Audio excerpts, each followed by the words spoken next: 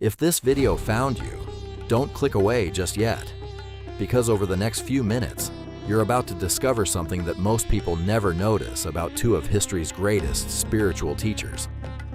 By the end of this video, you may never look at Jesus and Krishna the same way again. Have you ever wondered why millions of people, separated by continents, cultures, and thousands of years, find inspiration in both Jesus Christ and Lord Krishna? At first, comparing these two figures might seem impossible. Jesus is at the heart of Christianity. Krishna is one of the most revered figures in Hinduism.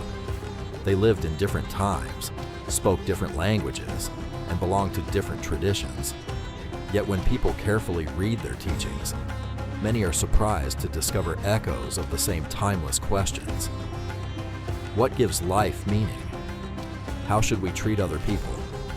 Why do we suffer? And how can we find peace in a world filled with fear, anger, and uncertainty? This video isn't about proving that Jesus traveled to India or that Krishna and Jesus were somehow historically connected. Those ideas have been discussed for generations, but historians have not found enough evidence to establish them as fact. Instead, this is a journey through something even more fascinating. It is a journey through wisdom. Imagine standing in ancient Judea almost 2,000 years ago. A young teacher walks through villages, speaking to fishermen, farmers, widows, children, and people whom society had almost forgotten. He owns very little, yet crowds continue to follow him. His message is surprisingly simple. Love God. Love your neighbor. Forgive those who hurt you. Do not let hatred become stronger than your heart. Now imagine another scene, a battlefield in ancient India. Two great armies stand facing one another. The air is heavy with fear. A warrior named Arjuna looks across the battlefield and sees friends, teachers, and relatives on both sides. His hands begin to tremble. His confidence disappears. In that moment, Lord Krishna speaks, not simply about war, not about politics, but about life itself. He speaks about duty, wisdom, self-control, devotion, and the eternal nature of the soul. Although these moments happen in completely different worlds, they begin with the same human experience, a person searching for answers. Perhaps that is why these teachings continue to survive after so many centuries. Human beings may change their technology, their governments, and their way of living, but the questions inside the human heart remain remarkably similar. Both Jesus and Krishna understood that the greatest struggle is rarely outside us. It begins within us. Most people believe that peace will arrive after they solve every problem, after they become successful, after they earn more money, after they receive recognition. But both teachers quietly challenge that belief. They suggest that peace is not something waiting at the finish line. It is something that must first be discovered within ourselves. Jesus often spoke about the condition of the heart, not the physical heart, but the inner person. He reminded people that kindness, mercy, forgiveness, and compassion begin long before anyone sees our actions. Krishna teaches something similar through the Bhagavad Gita. He explains that the mind can either become our greatest friend or our greatest enemy. Think about how true that still feels today. Every day people fight battles that no one else can see. Anxiety, jealousy, fear, loneliness, anger. These invisible battles often become harder than anything happening around us. Long before modern psychology existed, both Jesus and Krishna encouraged people to look inward instead of blaming the entire world for their suffering. That doesn't mean ignoring injustice. It means recognizing that lasting change begins inside the person before it transforms society. And maybe that is one reason why their words continue to inspire millions today. They don't simply offer rules, they offer transformation. One of the most remarkable ideas shared by both Jesus and Krishna is that real strength is not measured by power over other people. It is measured by power over yourself. Anyone can react in anger. Anyone can seek revenge. Anyone can allow pride to make every decision. But mastering your own mind, that is far more difficult. Jesus showed this repeatedly throughout his life. Instead of surrounding himself with kings and political leaders, he spent time with ordinary people. Fishermen, tax collectors, the sick, the poor, and those whom society had rejected. Again and again, he reminded his followers that greatness was not found in status, but in humility. In one of his most memorable teachings, Jesus said that those who wish to be first must become servants of others. To the ancient world, this sounded almost unbelievable. Most leaders wanted to be served. Jesus taught people to serve. Krishna offers a lesson that feels surprisingly familiar. As Arjuna stood frozen by fear on the battlefield, Krishna did not promise him glory or personal fame. Instead, he encouraged him to rise above selfish desires and perform his duty with sincerity. The focus was never on feeding the ego. It was on acting with wisdom, courage, and devotion. Thousands of years later, these teachings still challenge the modern world. Today, success is often measured by followers, popularity, expensive lifestyles, and public recognition. Social media encourages people to build an image rather than build character. But what happens when the applause stops? Who are we when nobody is watching? That question lies at the heart of both traditions. Character matters more than appearance. The world may celebrate confidence, but both Jesus and Krishna remind us that humility is not weakness. It is strength under control. Another idea that quietly connects these two traditions is forgiveness. Forgiveness is one of the hardest things any human being is ever asked to do. When someone lies to us, when someone betrays us, when someone causes deep pain, our first instinct is usually revenge. We want justice. Sometimes we simply want the other person to suffer the way we suffered. Jesus challenged that instinct in a way that shocked many people around him. He encouraged forgiveness, not because evil should be ignored, but because hatred has a way of imprisoning the person who carries it. Bitterness grows quietly. It steals peace. It steals joy. Eventually, it begins to shape our identity. Forgiveness, according to Jesus, is not pretending that nothing happened. It is choosing not to let darkness become permanent inside your heart. Krishna approaches the same struggle from another direction. Throughout the Bhagavad Gita, he explains how anger clouds judgment. One moment of uncontrolled emotion can destroy years of wisdom. Desire becomes attachment. Attachment becomes frustration. Frustration becomes anger. Anger leads to confusion.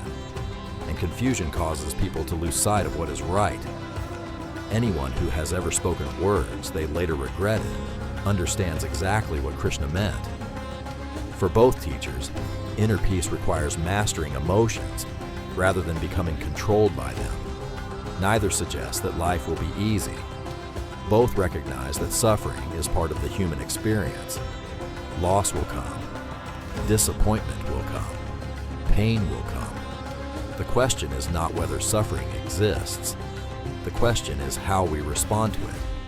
Perhaps that is why their teachings continue to comfort people during life's darkest moments. Not because they promise a life without difficulty, but because they offer hope that difficulty does not have the final word. Another fascinating similarity appears in the way both Jesus and Krishna viewed material success. Neither condemned honest work. Neither suggested that wealth itself was evil. But both warned against allowing possessions to possess us. Jesus asked his listeners to think carefully about where they stored their treasure. Was it only in things that could disappear overnight? Or was it in qualities that no one could ever steal? Love, faith, compassion, integrity, Krishna teaches something equally profound. He encourages action without becoming emotionally trapped by the outcome. Do your work with excellence. Give everything you have. But don't allow your happiness to depend entirely on success or failure. Imagine how different modern life would feel if more people lived that way. How much anxiety comes from trying to control outcomes we can never fully control. A job interview, a business, an exam, a relationship, a dream. We work, we plan, we hope, but the result is never completely in our hands. Both Jesus and Krishna invite people to focus less on control and more on faithfulness, living each day with honesty, compassion, and purpose, regardless of the outcome. Perhaps this is why their teachings continue to cross cultures and generations. Human beings still search for peace. We still struggle with fear. We still wrestle with pride, anger, disappointment, and uncertainty. And despite the centuries that separate these two extraordinary figures, both continue pointing people toward something deeper than success, toward transformation, toward wisdom, toward a life shaped not simply by what we achieve, but by who we become. As we reach the end of this journey, one question still remains. Why do the teachings of Jesus and Krishna continue to inspire people after so many centuries? The world they lived in has disappeared. Empires have risen and fallen. Languages have changed. Entire civilizations have come and gone, yet their words continue to be read every single day. Perhaps the answer is simpler than we think. Simpler. Human nature hasn't changed as much as we imagine. We still search for happiness. We still fear losing the people we love. We still wonder why suffering exists. We still ask what happens after death. And above all, we still search for something greater than ourselves. Both Jesus and Krishna understood that no amount of external success could fill an empty heart. A person might gain wealth, influence, and admiration from the world, yet still feel lost inside. That is why neither of them built their message around power. Instead, they spoke about transformation. Transformation begins when we stop asking, "How can I control the world?" and begin asking, "How can I become a better human being?" That single shift changes everything.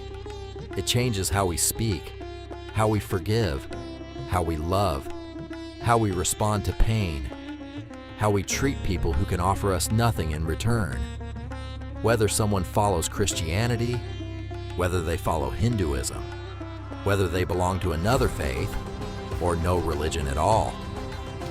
These questions remain deeply human. At the same time, it's important to recognize that Jesus and Krishna are not identical figures. Christianity and Hinduism are distinct religious traditions with different beliefs about God, salvation, the nature of the soul, and many other core teachings. For Christians, Jesus is the Son of God and the central figure of God's plan of salvation. For Hindus, Krishna is revered as an incarnation of Vishnu and the divine teacher of the Bhagavad Gita. These differences matter, and respecting them is just as important as appreciating the similarities. Finding common ground doesn't require erasing genuine differences. In fact, real understanding begins when we can acknowledge both. History has often focused on what separates people, different languages, different nations, different religions, different customs. But wisdom has a unique way of crossing those boundaries. When Jesus spoke about love, millions listened. When Krishna spoke about duty, devotion, and inner peace, millions listened. Not because they belong to the same tradition, but because both address the deepest questions of the human heart.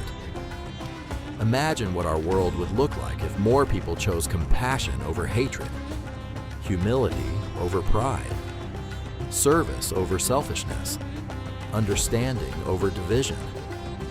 Perhaps that is the greatest lesson we can take from both of these extraordinary teachers. Not that they erase our differences, but that they remind us of our shared humanity. In a world that often encourages outrage, fear, and endless conflict, voices calling us toward kindness become more valuable than ever.